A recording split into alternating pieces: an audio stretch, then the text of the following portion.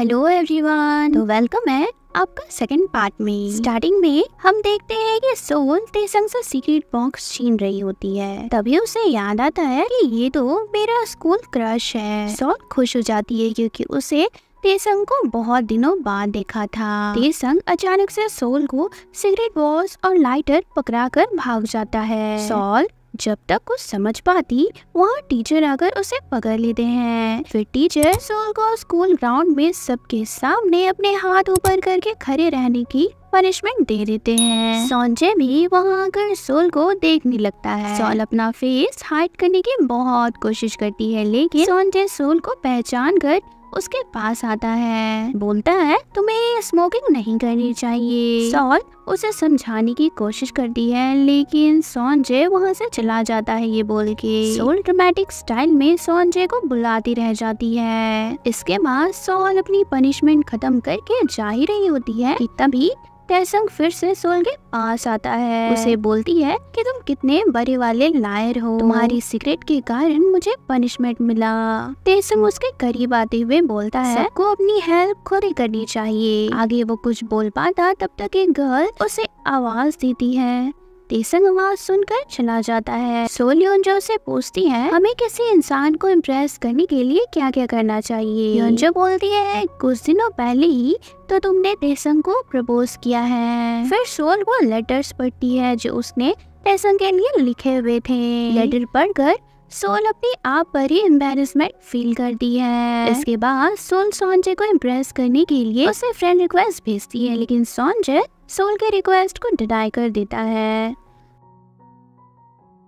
अगले दिन सोल सोंजे को देखती है, लेकिन सोंजे सोल को देखकर कोई रिएक्शन नहीं देता है। वो बस में चढ़ जाता है। सोल भी उसके पीछे पीछे बस में आ जाती है। यहाँ बहुत भीड़ होती है, इसलिए भीड़ के कारण दोनों एक साथ ही खड़े हो जाते हैं। पिच पर बस रुकती है और सोंजे उतर जाता है, लेकिन सोल भीड़ में ही खड़े बस में ही रह जाती है। सोल को बस में देखकर हमारा एथलीट सोंजे रनिंग करते हुए बस के ड्राइवर को बस रोकने बोलता है। तब जाकर वो बस से बाहर आती है। सोल सोंजे को थैंक्स बोलती है, लेकिन सोंजे उसे बोलता है मैं तो बस अपना अम्ब्रेला लेने आया था, और फिर वो वहाँ से जाने लगता है। सोल उसे रोककर समझाती है कि कल उसने सिगरेट नहीं पी थी। सोंजे नहीं मानता तो सोल उसे अपने फिंगर स्मेल करने को बोलती है। सोंजे ये भी नहीं कर रहा होता। तभी सोल फोर्सफुली सोंजे को फिंगर स्मेल करने को कहती है, जिसके चक्कर में वो अपने दोनों फिंगर सोंजे के नोज में ही घुसा देती है।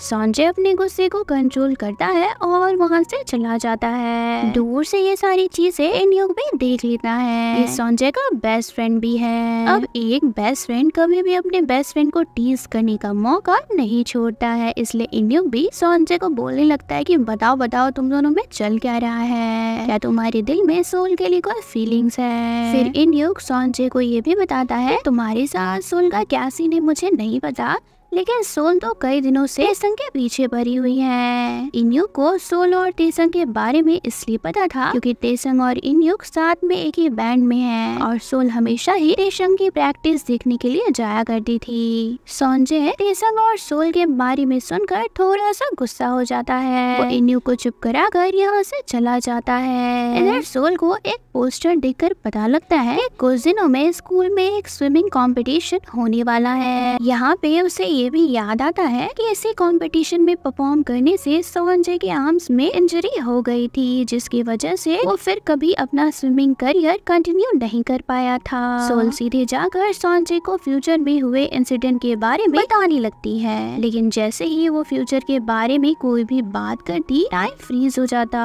और सोंजे को कुछ भी पता नहीं चलता।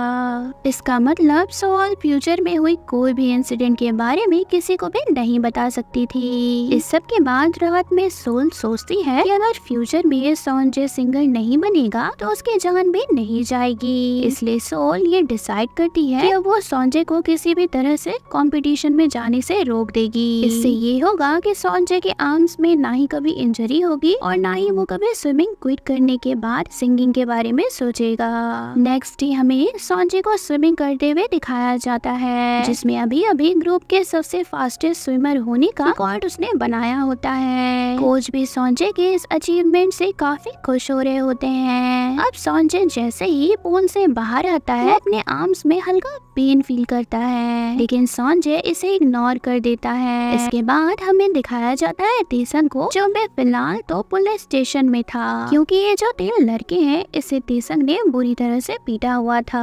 ऑफिसर उसे अपने गार्डियन को बुलाने को बोलते हैं। तभी पुलिस स्टेशन में डिटेक्टिव किम आ जाते हैं, जिसे देखकर तेसंग चला जाता है और हमें पता लगता है कि डिटेक्टिव किम तेसंग के ही डैड हैं। अब रात में संजय अपने स्विमिंग के बारे में सोच रहा होता है। तभी अपने ख्यालों में अचानक से उसे सोल दिखती है, जो उसे पानी से दूर रहने को बोल रही होती है। संजय चौंक कर उठ जाता है। इधर सोल भी यही सोच रही होती है कि कैसे वो संजय को रोके। तभी उसे संजय कहीं जाते हुए दिखता है। संजय यहाँ पूल में प्रैक्टिस करने आया हुआ होता है। यहाँ भी उसके हाथ काफी दर्द दे रहे होते हैं, लेकिन स्विमिंग सिर्फ संजय का ही नहीं बल्कि उसके डैड का भी ड्रीम था, इसलिए संजय स्विमिंग में इतना ज्यादा एफर्ट लगा रहा था। जब वो फ्रेश होने के लिए जाता है तो बाहर से उसे कुछ आवाज सुनाई दे रही होती है। संजय चेक करता है तो ये कोई और नहीं बल्कि सॉल ही निकलती है, लेकिन सॉल अपना फेस हाइड करके भागने लग जाती है। संजय उसे पीछे से पकड़ लेता है। तभी अनबैलेंस होने के कारण दोनों ही पूल में गिर जाते हैं। संजय सोल को देखकर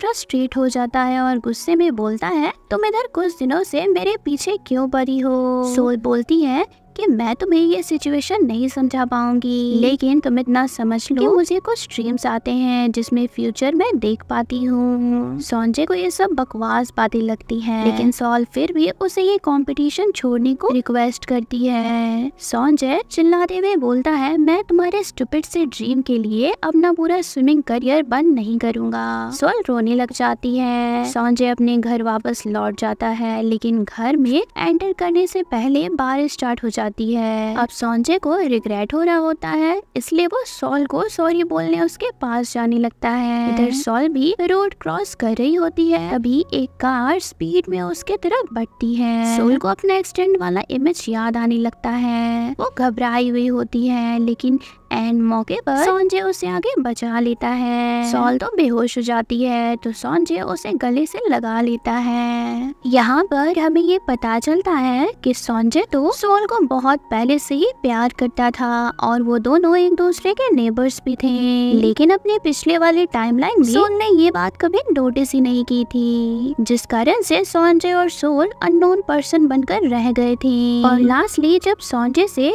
सॉल के बिना नहीं रहा गया था, तब उसने हार के सुसाइड कर लिया था। इसके बाद सीन वापस से प्रेजेंट में आती है, जहां संजय अब सॉल से माफी मांग रहा है और बोलता है, मैं इस कंपटीशन को क्विट तो नहीं कर सकता, लेकिन मैं अब अपने आर्म्स का पूरा ध्यान रखूंगा। संजय अब सॉल को घर पर छोड़ देता है और पागलों की तरह उसे फ्लाइंग किस देने लग जाता है। तभी इन्योक भी संजय को ये सब करते हुए देख लेता है। संजय इन्योक को देखकर उसे भी फ्लाइंग किस देने लग जाता है। रूम पर संजय इन्योक को बता देता है कि वो सॉल को लाइक करता है। एक अच्छा बेस्ट फ्रेंड होने के कारण इन्योक भी उसे एक फालतू सी एडवाइस देता है। वो बोलता है कि तुम्हें बस सॉल को सही टाइम पर प्रपोज करना है। अगले दिन संजय भी सॉल को प्रपोज करने के लिए टाइमिंग ढूंढने लगता है। टाइमिंग का तो पता नहीं, लेकिन दोनों पूरे दिन को बहुत एंजॉय करते हैं। रात में जब सॉल जाने वाली होती है, तो अचानक से स्नोफॉल स्टार्ट हो जाती है। संजय उसे प्रपोज करने की पूरी कोशिश करता है, लेकिन बेचारा नहीं कर पाता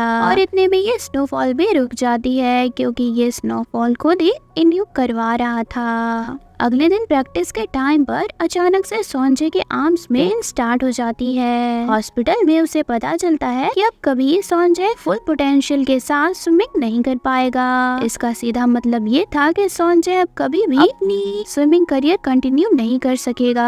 आज पूरे दिन बेचारा संजय बस यही सोचता रहा। तभी उसे डैड का कॉल आता है, तो वो घर वापस आने को बोलते हैं। संजय का मूड ऑफ था और उसे मोटिवेट करने के लिए उसके डैड ने घर पर एक छोटी सी पार्टी रखी थी, मगर संजय बता देता है कि अब मैं स्विमिंग क्विट कर रहा हूँ, इसलिए पार्टी अब बंद कर दीजिए। उसके डैड उसे स्विमिंग क्विट करने की रीजन भी पूछते हैं, लेकिन संजय कुछ आंसर किए बिना ही यहाँ से चला जाता है। उसके डैड अकेले में भी उससे सवाल करते हैं कि अगर तुम स्विमिंग क्विट कर दोगे तो तुम फ्यूचर में सक्सेसफुल कैसे हो पाओगे। सॉन्जे बोलता है मैं आपके रेस्टोरेंट में आपकी मदद करूंगा। ये सुनकर डैड सॉन्जे को स्लैप लगा देते हैं और आखिर में हम देखते हैं कि दूर से ये सब सोल भी देख रही होती है। अब सोल क्या करेगी, क्योंकि वो तो सॉन्जे का करियर बचा ही नहीं पा रही है। पार्ट 3 में हम देखेंगे कि सोल आगे क्या करती है। Thanks for watching.